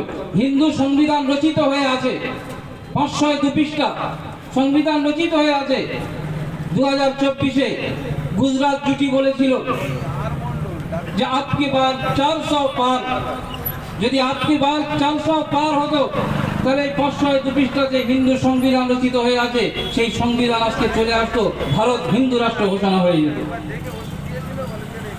সেজন্য আমি আমার ইমানদার ভাই যারা এসেছেন, আমি তাদের কাছে বলতে চাই এটা যে 2024-এ আপকি বার 400 পার এ স্লোগান তাদের বাস্তবায়িত হয়নি। দুজন শরিকের কাঁধ ধরে আজকে তারা পার্লামেন্টে বসে আছে। কিন্তু অনুতাপ এবং আফসোসের বিষয়, যে দুজন শরিক যার কাঁধ ধরে আজকে পার্লামেন্টের ক্ষমতায় বসে আছে, সেই দুজন শরিক তারা মুসলমানদের ভোটে জয়ী হয়েছে। মুসলমানদেরকে নিয়ে তারা ভোট করিয়েছে। আর করার পরে যখন ওয়াকফ বিলের জন্য সেখানে আইন পাস হতে চলেছে, সেই জায়গায় তারা সরকারের পক্ষে ভোট দিয়েছে। এত বড় গাদ্দার তারা। 12 ঘন্টা ওয়াকফ বিল নিয়ে আলোচনা হয়েছে। 12 ঘন্টার পরে মধ্যরাত্রি দিকে রাত 1:40 গিয়ে সেখানে সিদ্ধান্ত গ্রহণ করা হচ্ছে 288 জন বিজেপি মানে পক্ষে আর 232 জন বিপক্ষে সেখানে ভোট দিয়েছে। রাজ্যসভার মধ্যে তাই হলো, সেই রাত্রে গভীর রাত্রে গিয়ে সেখানেও ভোটাভুটি হয়েছে। 135 জন পক্ষে ভোট দিয়েছে আর 95 জন বিপক্ষে ভোট দিয়েছে। আর তারপরের দিনে ফের মধ্যরাত্রিতে আমাদের স্বনামধন্যা রাষ্ট্রপতি মহাশয়া তিনি তাদের স্বাক্ষর করছেন, 48 ঘন্টাও সময় নেয়নি। এই হলো আমাদের দেশের অবস্থা। মধ্যরাত্রিতে রাতের অন্ধকারে পার্লামেন্টে সেখানে বিল পাস হচ্ছে, সেই বিলের মাধ্যমে একটা জাতিকে পুরো পৃথিবী থেকে নিশ্চিহ্ন করে দিতে যাচ্ছে। আমার ইমানদার ভাইরা জেনে রাখুন, এ জাতি কিন্তু পৃথিবীতে নিশ্চিহ্ন হওয়ার জাতি নয়। এ তো হযরত আদম আলাইহিস সালামের জাতি, যে আদম আলাইহিস সালামকে আল্লাহ রাব্বুল আলামিন এই পৃথিবীর মধ্যে ভারতবর্ষের মধ্যে পাঠিয়ে দেন। আর এই ভারতবর্ষ থেকে আন্দোলনের পতাকা উঠবে এবং এই আন্দোলন পুরো দিল্লিকেও কাঁপিয়ে দেবে এবং পুরো বিশ্বের মানুষ দেখা পাবে যে ভারতবর্ষের মুসলমানদের কিভাবে নির্যাতনের রোলার চালানো হচ্ছে। আজকে তারা মাথায় কাফন বেঁধে চির গুড় এবং পানি নিয়ে তারা রাজপথে নেমেছে, রাজপথকে পুরো অবরুদ্ধ করে দিয়েছে। আমার ইমানদার ভাই, এগুলো শুনছিলেন আইনের যে বর্বরতা আছে, আইনের মধ্যে যে নিষ্ঠুরতা আছে এবং আইনকে নিয়ে এমনভাবে শোষণের জায়গায় চলে গিয়েছে, ভাবতে কিন্তু অবাক লাগবে, ভাবতে অবাক লাগবে। 2019 সালে পার্লামেন্টে অমিত শাহ নিজের কাগজ নিয়ে বলছে 99% ওয়াকফ এখানে কম্পিউটারাইজ হয়ে গিয়েছে। তো 99% যদি ওয়াকফ সম্পত্তি কম্পিউটার এসে গেল, তাহলে আবার সংশোধনী বিল আবার কি দরকার পড়লো? 2013 থেকে নিয়ে 2013 থেকে নিয়ে 14 এর মধ্যে ওয়াকফের উপরে বিস্তারিত আলোচনা হয়েছে। আলোচনা হয়ে 1995 সালে ওয়াকফ সম্পর্কে যে বিল এসেছিল, সেই বিলটার উপরে পরিপূর্ণ সরকার সেখানে সিদ্ধান্ত জানিয়ে দিয়েছে যে এই বিল অনুযায়ী ওয়াকফ কাজ হবে, এর মধ্যে কোনো রকমের পরিবর্তন এবং তবদিল হবে না, তরমিম কিছু হবে না। সেগুলো কোথায় গেল? সে কাগজপত্রগুলো কোথায় গেল?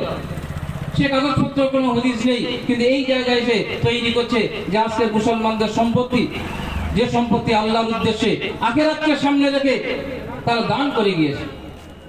দান করে গিয়ে আমাদের পূর্বপুরুষরা, যে ভারতবর্ষের মানুষ, তারা মাদ্রাসা করবে, তারা মসজিদ করবে, তারা দরগা করবে, তারা খানকা করবে, তারা সেখানে নিজেদের কৃষ্টি কালচারকে বোঝার জন্য কারোর কাছে তারা হাত পাতবে না। তাদের যে সম্পত্তিগুলো আছে, সেই সম্পত্তিগুলো তারা নিয়ে তাদের নিজেদের কাজ করতে চাইবে।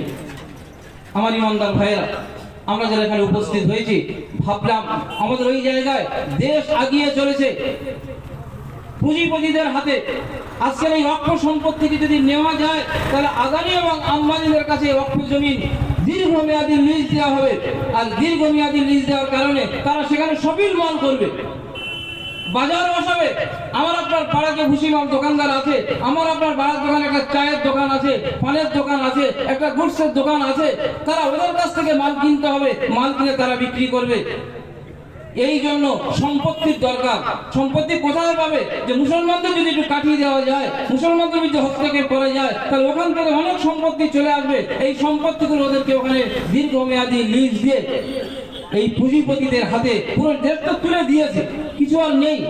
জিও 1 বছর ফ্রি দিল, 1 বছর ফ্রি দিয়ে আমাদের সমাজের মাথাটাকে এমন ভাবে খেয়ে নিয়েছে।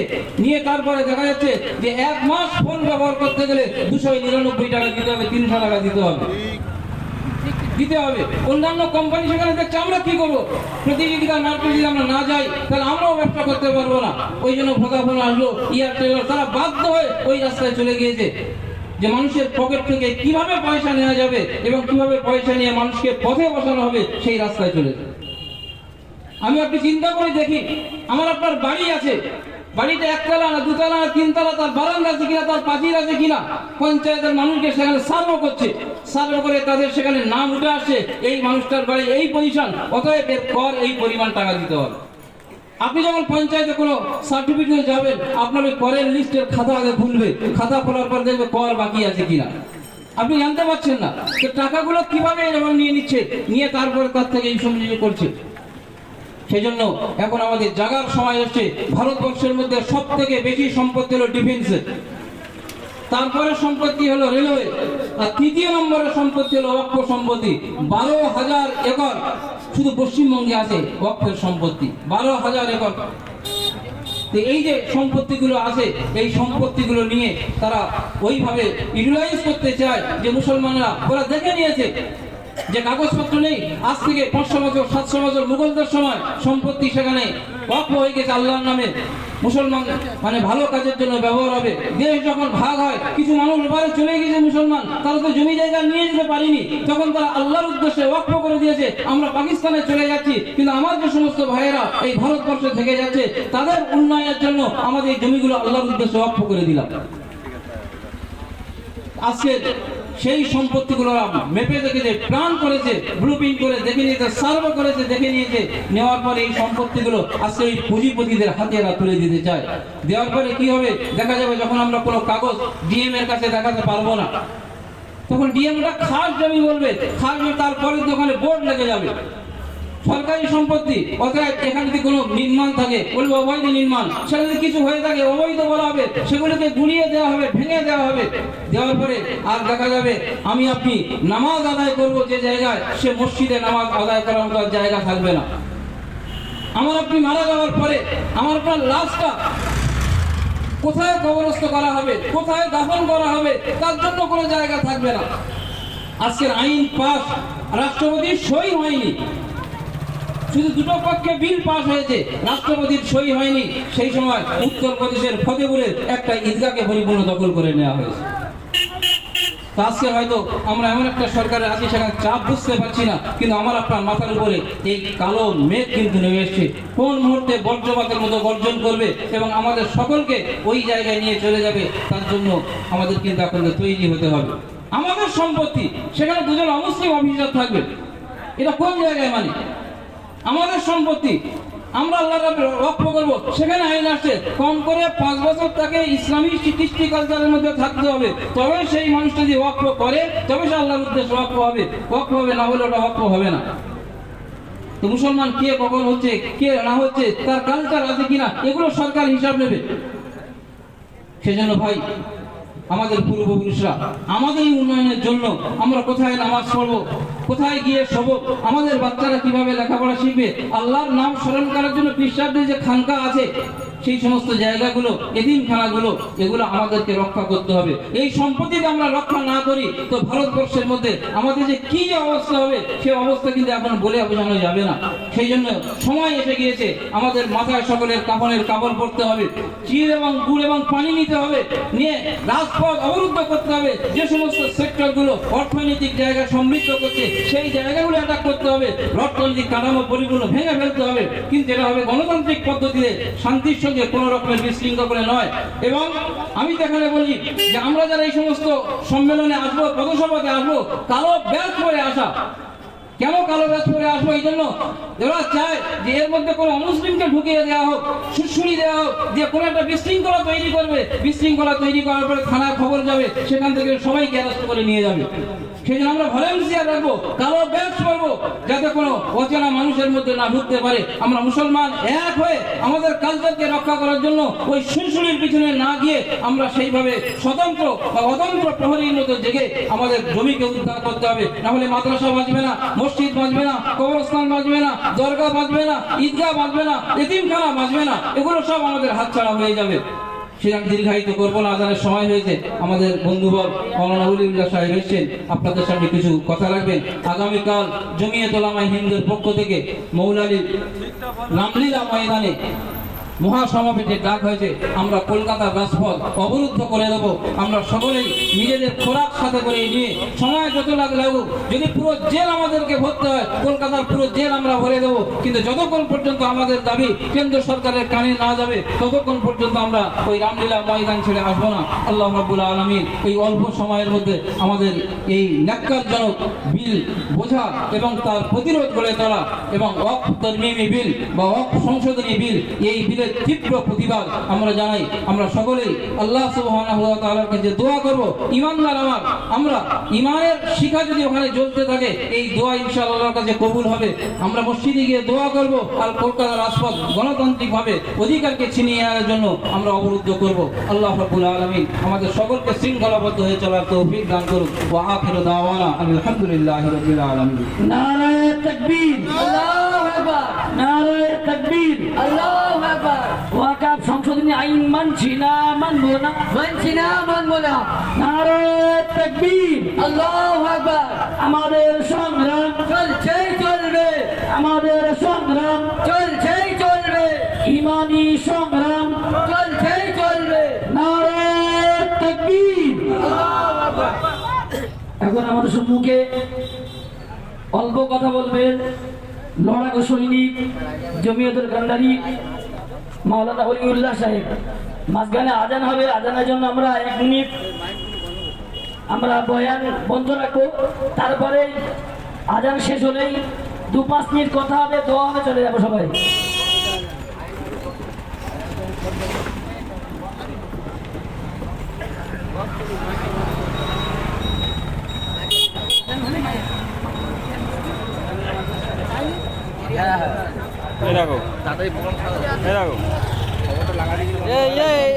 এখন চলছে নাকি?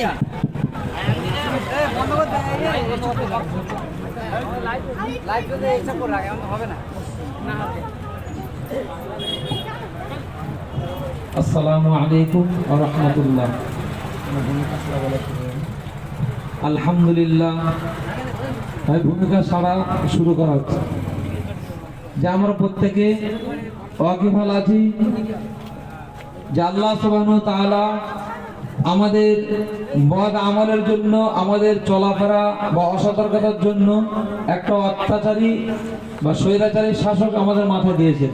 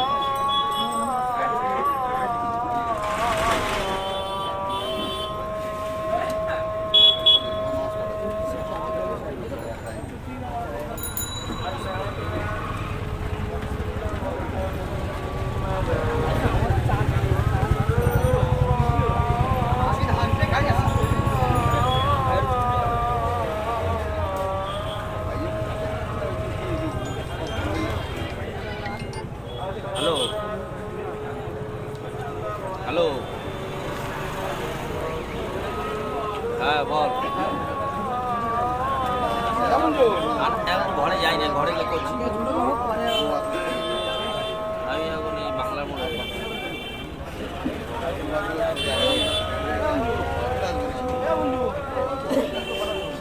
যখন বলেছিলাম তখন আমি সেই জন্য বলি না, আমার সময় থেকে তো যখন এ হয়েছিল তোর একদিন ধরে রাখলে টাকাটা চুরি হয়ে যেত নাকি? টাকা বিরাট চুরি হয়ে যেত, বিশাল তোর ওখান থেকে ছিনতাই করে চলে যেত না। বিরাট ধান্দাবাজি শিখেছিস। সেই তোর বললো আমার সময়ের খুব ইয়ে হয়, আমি কখন কোথায় কী থাকি কোনো ঠিক থাকে চলে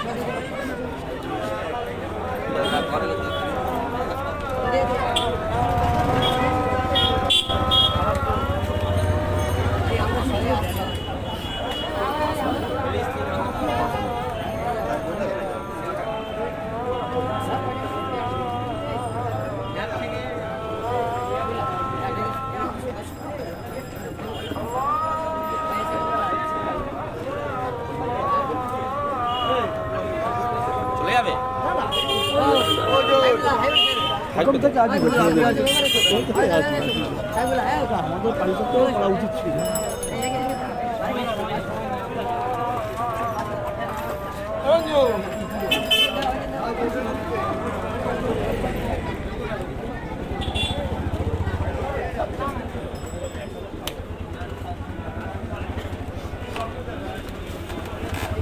আমাদের ঈশার নামাজ 8টায়, আমরা প্রত্যেকে নামাজ মাসে পড়বো ইনশাআল্লাহ। তার আগে আমাদের মগরাহাটের কান্ডারি ব্লক জমিয়তুল উলামা হিন্দের সেক্রেটারি জনাব মাওলানা ওলিউল্লাহ সাহেব, তিনি কথা বলবেন 5 মিনিট, তারপরে হুজুর আছেন, দোয়া করবেন, শেষ হয়ে যাবে। ভাই আলহামদুলিল্লাহ, আল্লাহ শুকর, আল্লাহ সুবহানাহু ওয়া তাআলা এতক্ষণ ধরে আমাদের অপেক্ষা করিয়েছেন বা বসিয়েছিলেন। যে একটা বিপদের সম্মুখীন আমরা হয়েছি, যে বিপদ অযাচিতভাবে আমাদের মধ্যে এসে গিয়েছে, যে কারণ আমরা প্রত্যেকে জানি যে আমাদের মাথায় বা আমাদের দেশে একটা অত্যাচারী শাসক বা বাদশাহ নিযুক্ত হয়ে আছে, যার হাতে 2002 সালের রক্ত এখনো পর্যন্ত লেগে আছে গুজরাট দাঙ্গায়। সে নরেন্দ্র মোদী এবং অমিত শাহ সরকার, এরা তো সবসময় মুসলমানদেরকে ব্যতিব্যস্ত করে রেখেছেন। আবার সবচেয়ে বড় যেসব সম্পত্তি আল্লাহর বলে আমরা জানি, ওয়াকফ সম্পত্তি, মসজিদ, মাদ্রাসা, ঈদগাহ, খানকা, যেগুলো আমাদের ইবাদতগাহ বা যেখানে আমাদের পূর্বপুরুষরা শুয়ে আছেন, কবরস্থান, সেই সব জায়গাগুলো হস্তগত করে লুট করার চেষ্টা করছে।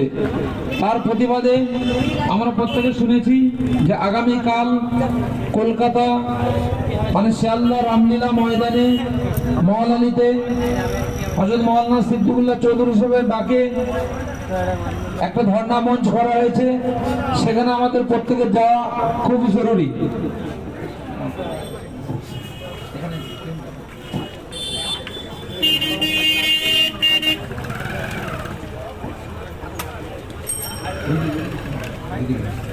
ভাই সেই জন্য সেই ডাকে আমাদের যাওয়া প্রত্যেকের জরুরি তো নাকি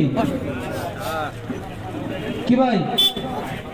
সেই জন্য আর বিশেষ কিছু বলার নেই, যেহেতু আগে সব বলে গিয়েছেন যে আগামীকাল সকাল 10টা থেকে ওখানে প্রোগ্রাম।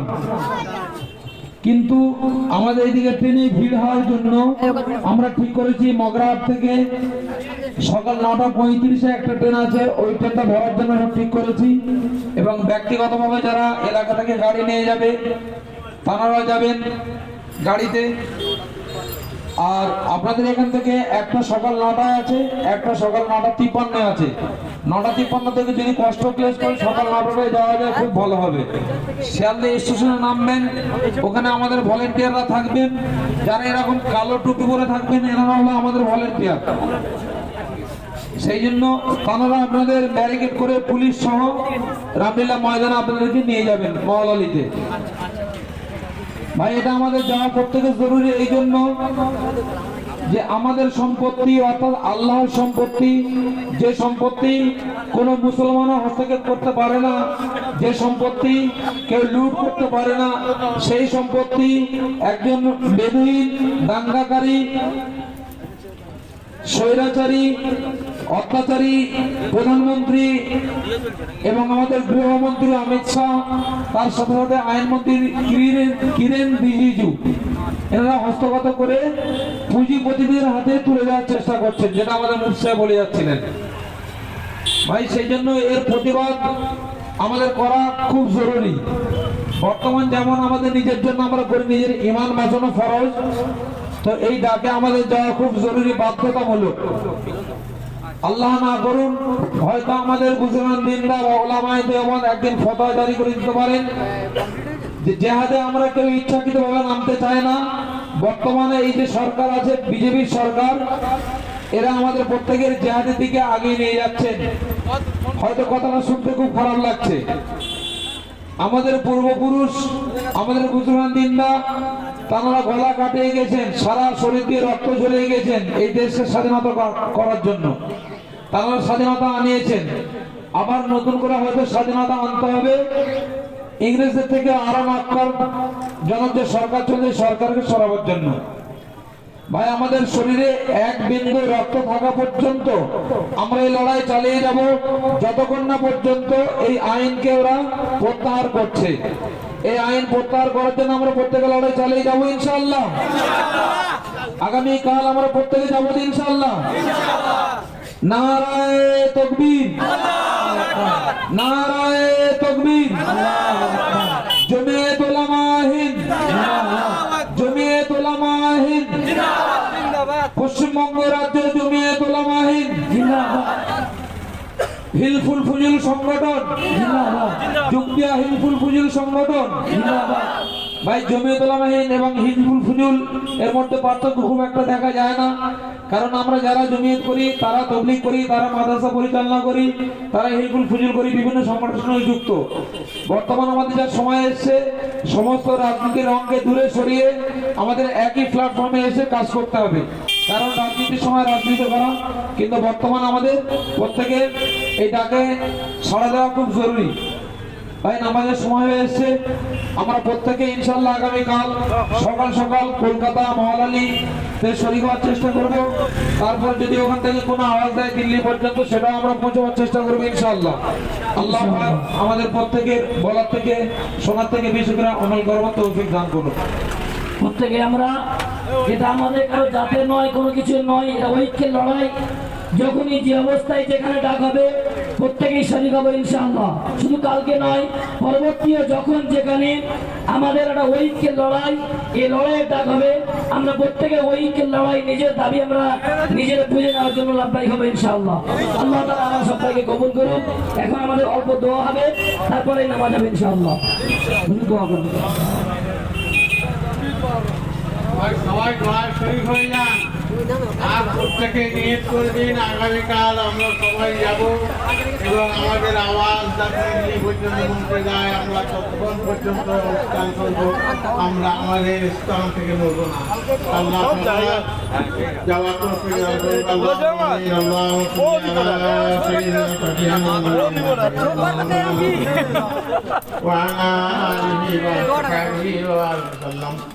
ربنا ظلمنا أنفسنا وإن لم تغفر لنا وترحمنا لنكونن من الخاسرين ربنا اغفر علينا وارحمنا وثبت أقدامنا وانصرنا على القوم الكافرين اللهم وانصرنا على القوم الظالمين اللهم احفظنا من كل بلاء الدنيا وعذاب الآخرة আল্লাহ তোমার সমস্ত নামাজ করে দিও, আল্লাহ আপনার পূর্ণ সমস্ত গুনাহকে মাফ করে দিও।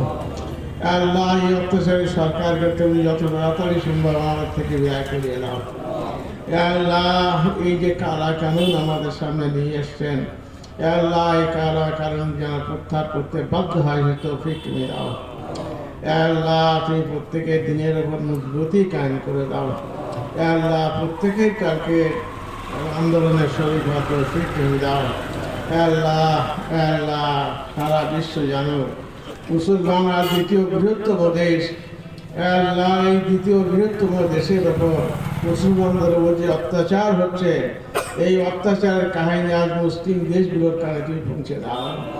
আল্লাহ মুসলিম দেশগুলোর তরফ থেকে ভারতবর্ষের উপর চাপ সৃষ্টি করো যে মুসলমানদের উপর কেন এত অত্যাচার করছো তুমি। আল্লাহ সে তৌফিক তুমি দাও। আল্লাহ তুমি ফিলিস্তিনের মুসলমানদের তুমি হেফাজত করো। আল্লাহ মসজিদ আকসাকে হেফাজত করো, হারমাইন শরীফকে হেফাজত করো। আল্লাহ তুমি আমার দোয়াকে নিয়ে পাক সুরসেন কবুল করে নাও। আল্লাহ এই মজলিসে অনেক ভালো মানুষ দিনদার প্রত্যেকে পরেজগার আসেন, আল্লাহ তাদের উসিলা করে দোয়াকে কবুল করে নাও। সুবহানাকা রাব্বিকা রাব্বিল ইজ্জাতি আম্মা ইয়াসিফুন ওয়া সালামুন আলাল মুরসালিন আলহামদুলিল্লাহি রাব্বিল আলামিন বিরহমাতিকা ইয়া ভাই পিছনে একটা গাড়ি আসছে, এখানে একটু সবাই উঠে পড়ি, গাড়িটা পার করে দিই।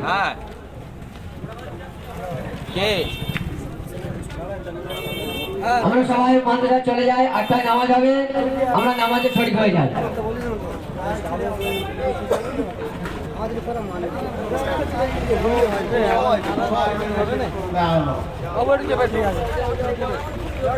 আমাদের সংগঠনের সদস্য ভাইরা এখানে চলে এসো।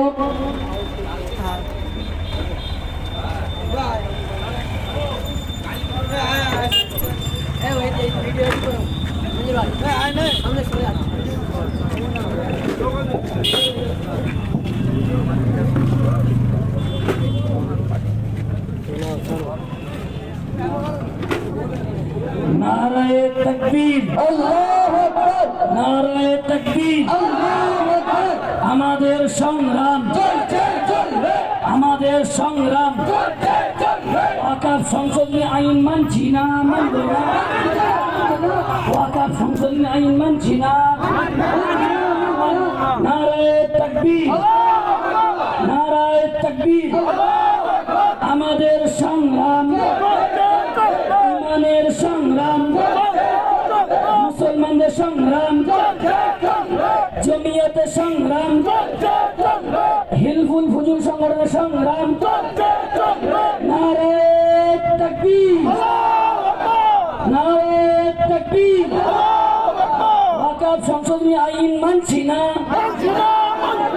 ওয়াকফ সংশোধনী আইন মানছি না, কেন্দ্রীয় সরকারের ওয়াকফ সংশোধনী আইন মানছি না। আমাদের মসজিদ মাদ্রাসা আমাদের হেফাজত থাকবে, থাকবে।